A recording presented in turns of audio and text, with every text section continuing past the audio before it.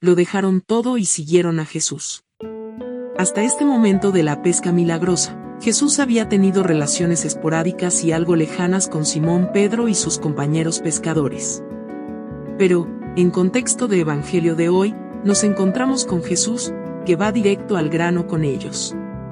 Comienza pidiéndole un servicio a Simón Pedro. Era mucha la gente que lo apretujaba por todos lados. Si te gusta este tipo de video, te invitamos a dejar la manito arriba y a inscribirte en nuestro canal. Recuerda activar la campanita para recibir nuestras oraciones. Estaban hambrientos y sedientos de la palabra de Jesús. Entonces, ante esta circunstancia, Jesús le dice o le pide a Simón Pedro, subiendo a la barca de él, que la aparte un poco de la orilla, y sentándose en la barca comenzó a enseñar a la multitud. Pero Jesús, por mucho que Pedro le hubiera echado una mano, necesita más de él. Jesús anda buscando cooperadores o apóstoles que se entreguen totalmente a él y a su trabajo misionero. Oyentes tiene muchos, le hacen falta apóstoles. Por eso, digo que va directo al grano. Hace el primer llamado a Simón Pedro y a sus compañeros.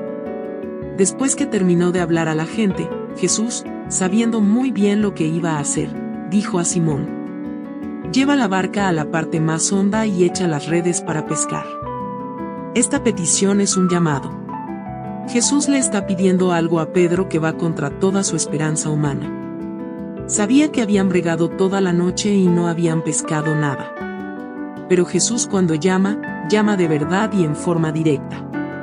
Ha llegado un momento crucial. El Maestro quiere que Simón Pedro y sus compañeros tengan un encuentro decisivo con Él.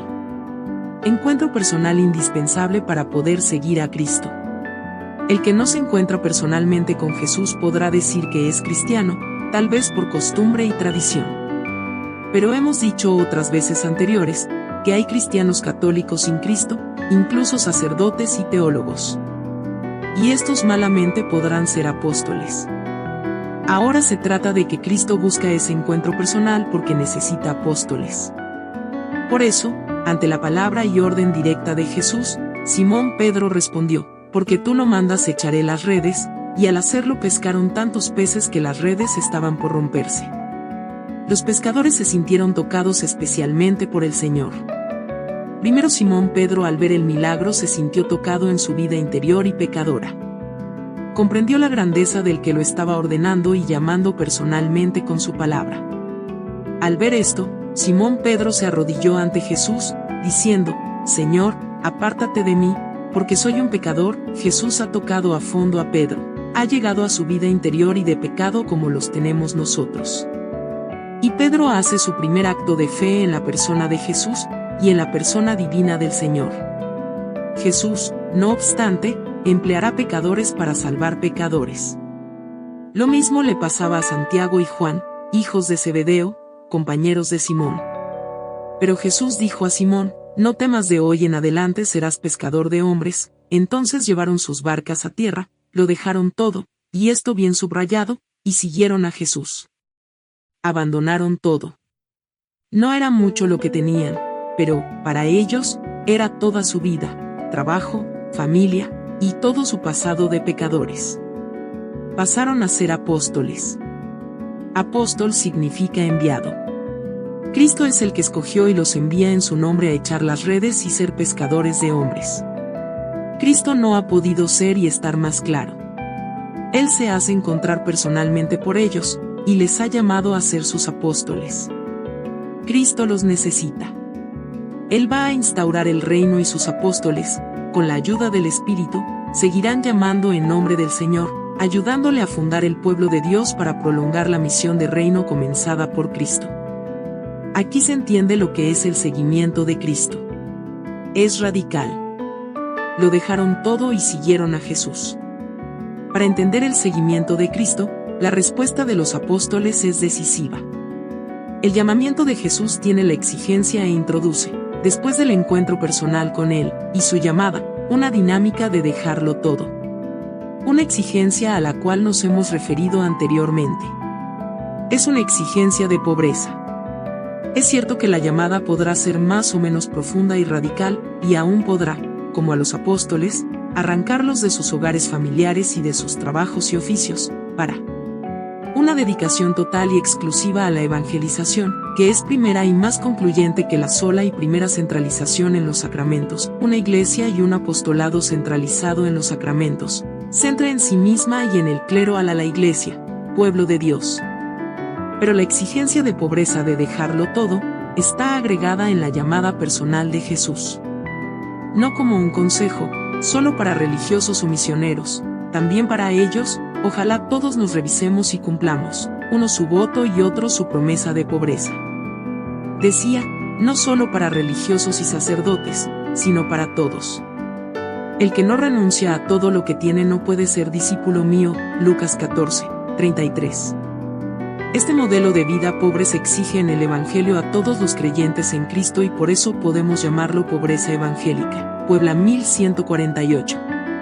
Y Mateo 6, 19-34, no amontonen riquezas en la tierra, pues donde están tus riquezas, ahí también estará tu corazón.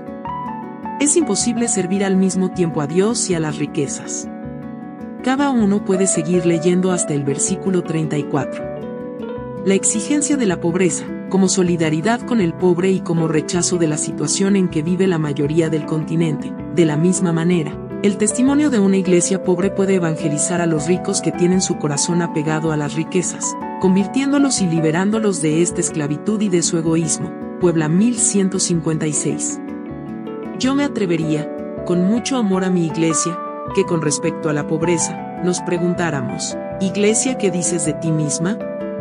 Porque nuestro problema está, en traducir, en nuestra vida a dejarlo todo.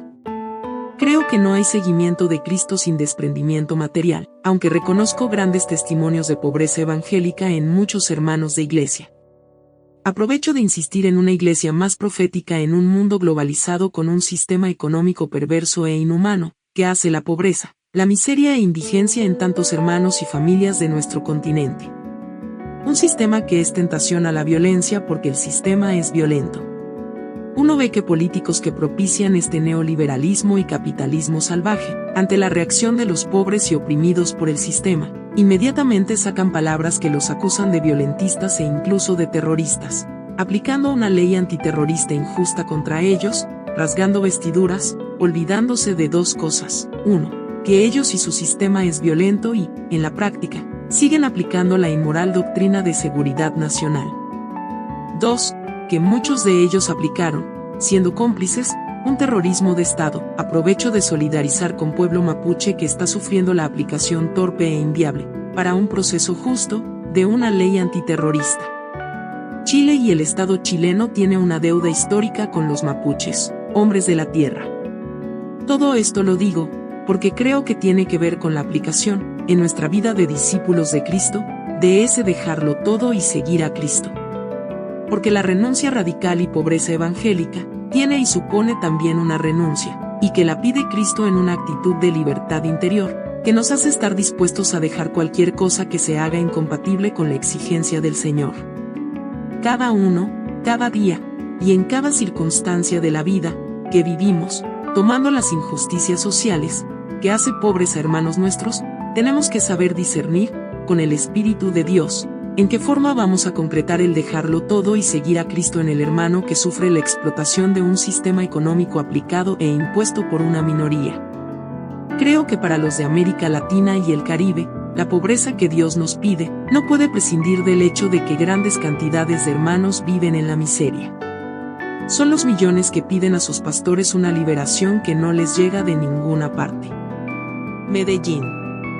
Incluso sucede, que a veces, se colabora en esta injusticia grave, por ejemplo votando por políticos que propician y no tienen ningún ánimo de cambiar ese sistema. Pertenecemos a una sociedad de terribles contrastes entre unos pocos ricos y una masa de pobres. En nuestros países, una minoría tiene secuestrada a una mayoría. Por eso la pobreza nuestra supone una apertura y un sentido hacia el pobre y una actitud profética condenando este neoliberalismo y capitalismo salvaje. Eso sería una verdadera solidaridad hoy día. No podemos callar lo que hemos visto y oído. Nuevo Testamento. Se trata de comprometerse en la causa del pobre, compromiso de una iglesia pobre, que se juega acompañando al pueblo oprimido en la causa de justicia y liberación. Sí, el dejarlo todo, el renunciar a todo debe ser histórico y no podemos ser obstáculo para los derechos de los pobres, al contrario, debemos ser parte de ese pueblo y sus demandas. Todo desde nuestra condición y perspectiva evangélica. No de política partidaria, que hace proselitismo político. Aunque sí reconozco que le corresponde a nuestros laicos un rol específico en ese campo, como cristianos de Iglesia y de Jesús, ante nuestra cuna y origen, ante Dios que optó primero que nosotros por los pobres, debemos renunciar, y hacer renunciar a muchos, al prestigio, al estatus, a las seguridades de la riqueza y a la riqueza misma. Esto es, lo que obliga hoy, en forma radical, la opción por el pobre y, con ellos, la opción por dejarlo todo y seguir a Jesús, siendo pueblo de Dios. La pobreza del cristiano y de la Iglesia es la consecuencia de un compromiso liberador. No es una pobreza que cada uno de nosotros se inventa, sino la que Dios nos manda, es el precio de dejarlo todo y seguir a Cristo. Así creo, que si tenemos pobreza resultante del seguimiento de Cristo, que nos buscó como sus apóstoles, y al que seguimos radicalmente, creo, repito, que se acabaría cierto paternalismo eclesial, que todavía queda, y nos haríamos más parte de un pueblo, que debe ser sujeto de su liberación y no objeto de la sola limosna y ayuda fraterna. Este es mi convencimiento ante el Cristo que habita mi ser.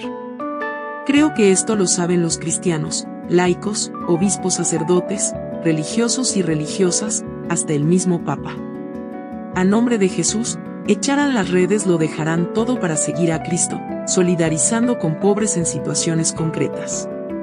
Si esta oración ha sido de tu agrado, por favor dale un pulgar arriba, y compártela con tus seres queridos. No olvides suscribirte al canal para recibir más oraciones poderosas. Un gran abrazo, y que el Señor te proteja siempre.